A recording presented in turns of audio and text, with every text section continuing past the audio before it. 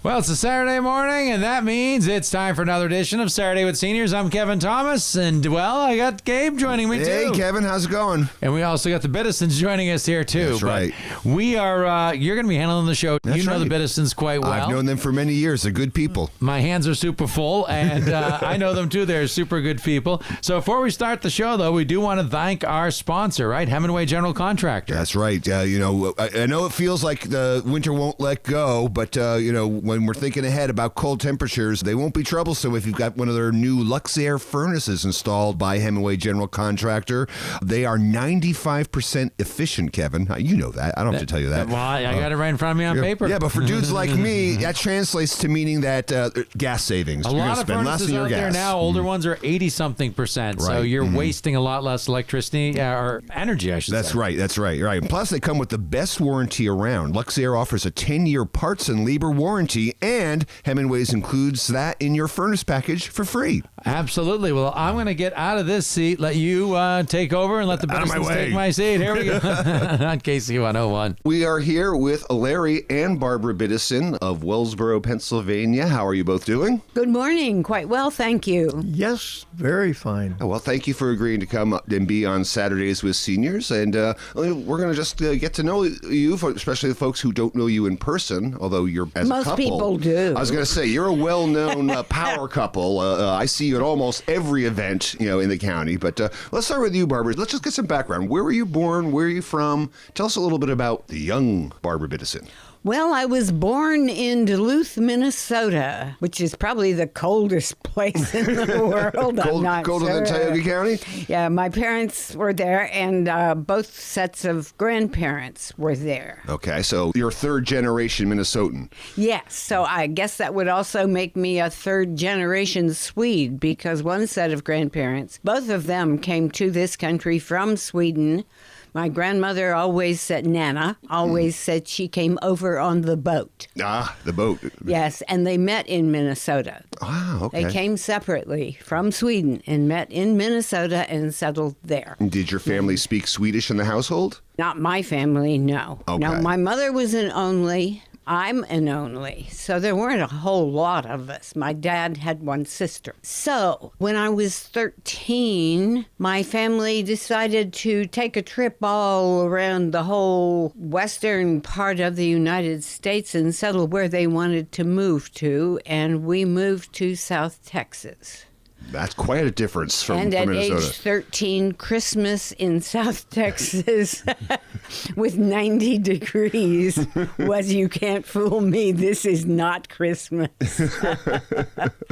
So I went to high school there in McAllen, Texas. Okay. So, Larry, what about yourself? Let's hear about your younger days. Well, I never was young. No, okay, you were I'm always- this age.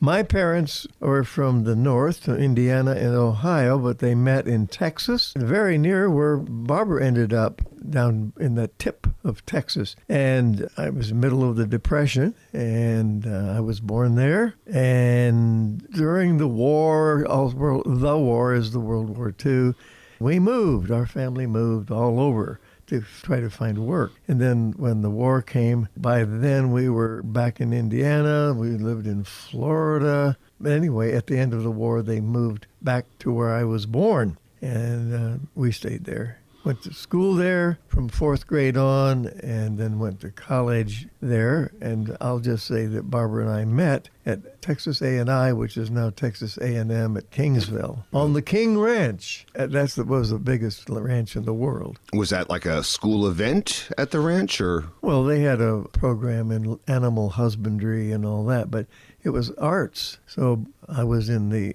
English and speech department, and Barbara came a couple of years later, and we met. You're not allowed to tell my story, you know. Okay. Let's circle back a little because some of our listeners remember the war years and the Great Depression. So, Larry, you said your family moved around a lot. Was that in pursuit of work, or what was happening? A pursuit of work. Okay. My dad worked in dairy farms. He worked in grocery stores. He worked wherever he could. And $7 a week at one point, and milking cows twice a day by hand, of course, in those days. It was tough. We had outhouses and It was the simple life. The simple which we life. all aspire to now. Right. But back then, it didn't feel quite aspirational, right?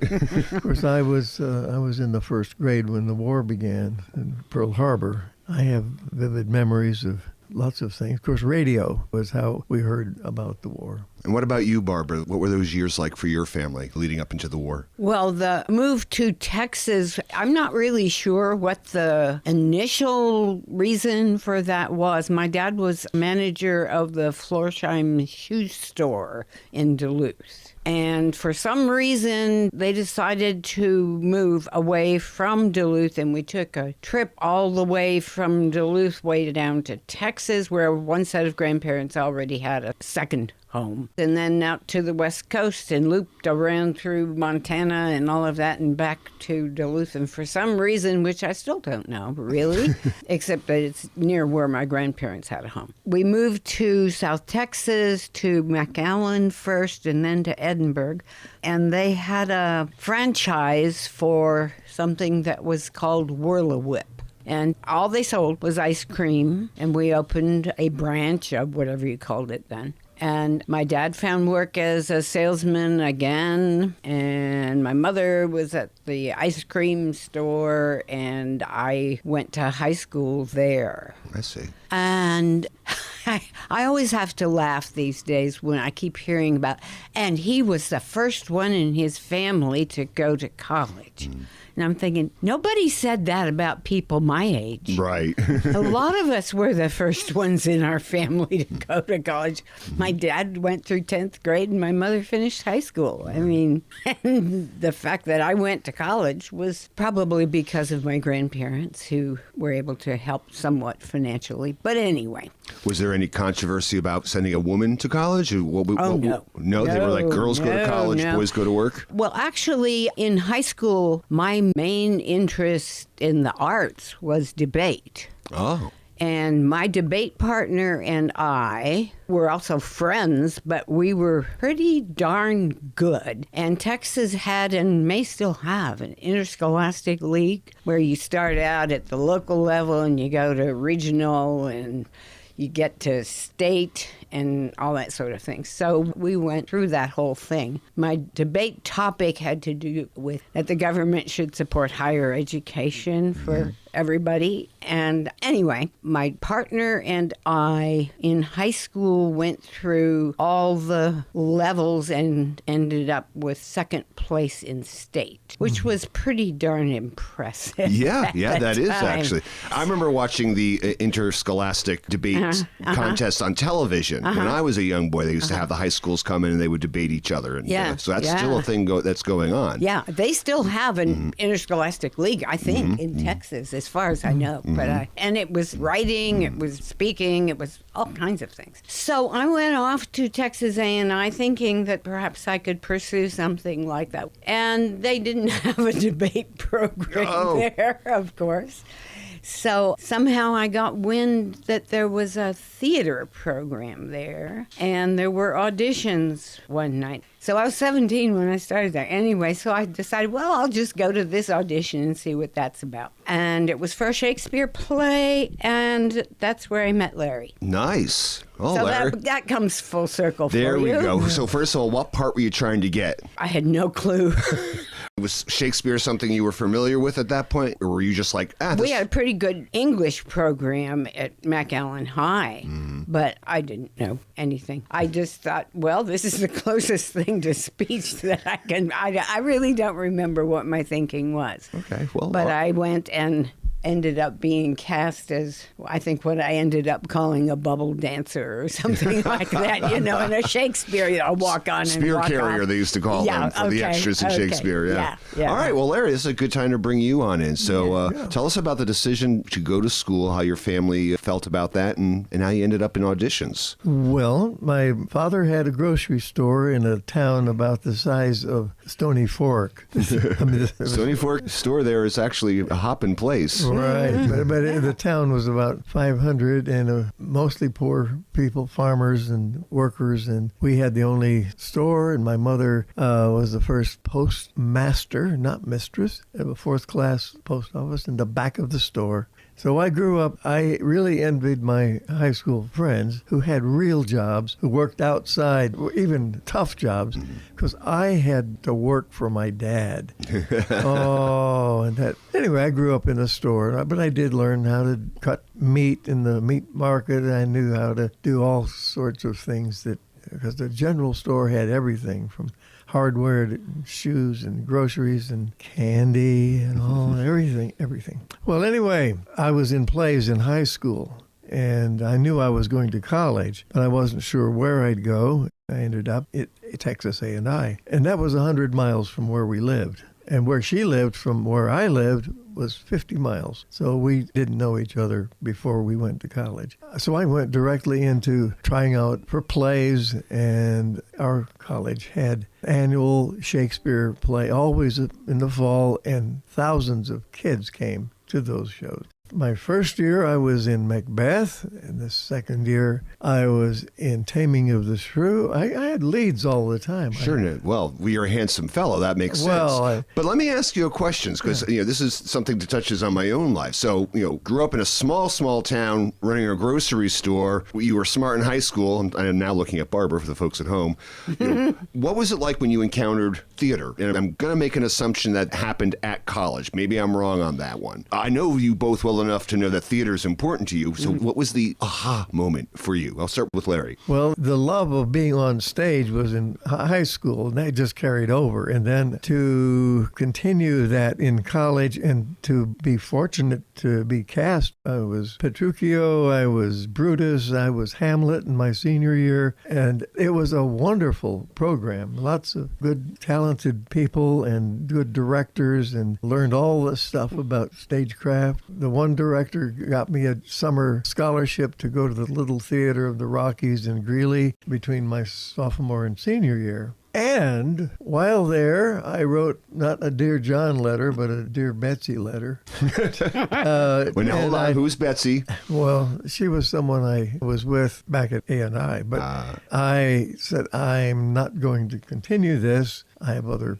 ideas. But anyway, I came back to A&I in the fall, my junior year fall, and that's when Barbara arrived. How convenient. You had cleared the deck, and here came a plane in for landing. I didn't know about that. Yeah. So let me ask you this, Larry. So when your parents, sending kids to school, particularly back then when there was like almost no financial support, that was a big deal for your family to make that choice. What was the conversations that you had with your parents about that? What were their expectations for you? Did they think you were going to end up wearing tights and being Laertes? No, they didn't. No, they had no idea. Neither one had gone to college. My dad finished high school. My mother was ill and as a young girl and got through the 10th grade. But she was really well-read and very bright. But fortunately, it was not that expensive to go to school in those days. And I had a $50 scholarship. $50? Yes. Well, now, let's just put that in perspective. What was your tuition for a semester back then? To go to school with books, room and board, tuition, all expenses, it was $266 a semester. So you personally had to raise about $200. Well, I worked all the way through college. I was worked in the cafeteria, and I had a job at the local dry cleaners and laundry, and in the dormitory collected the shirts and sheets and whatever. I bundled them up, and they came and got them, and I distributed them. Anyway, it was a good experience. Yeah. Great. And I was in ROTC for 1 year, and of course you had to have ironed clothes and Well, all right. So when you guys met, was it during an audition? So let's talk about what happened from there. We'll start with Barbara. Well, I have to back up because we're talking about experience in high school. Okay. And I was quite active with music. We had a wonderful choir director whose name I discovered later was very well known. I sang with the a cappella choir. He decided probably 3 years after Amal and the Night Visitors came out to take high school kids, because that's the kind of man he was. They sing, they can do this. And I was cast as Amal. Oh. So I played Amal when I was like 16 in high school. And for folks who don't know Amal and Night Visitors, it's I that, can't believe there's someone we who always I want to know. make sure I nobody know. feels left behind. But it's a Christmas Eve story, and Amal is a young boy who walks crippled boy walks with a crutch, and the three night visitors are, of course, the three wise men or the three kings on their way to Bethlehem to find the Christ child. It's an opera, correct? Yes, it's like an operetta. Right. yeah, So the singing is not simple. It's pretty challenging. Right. And the three kings have real roles. So anyway, that was kind of my experience with theater. Did you think you'd end up studying theater at school, or is it just like, well, this is kind of cool? I thought maybe I was interested in music, but then I really didn't know. So you guys met. I'm going to assume something about the other was interesting because it seems like things kind of worked out. Well, Barbara usually tells this story, but we met at an audition. That was the year that I played Brutus, and she played a very small part. The story that I like to tell is that when I played Hamlet, Barbara played my mother, Queen Gertrude. By then I had read Oedipus Rex, and so I thought, well, I could make that work. Yeah. Well, Barbara, react to that. Well, actually, we were engaged at the time that I played his mother.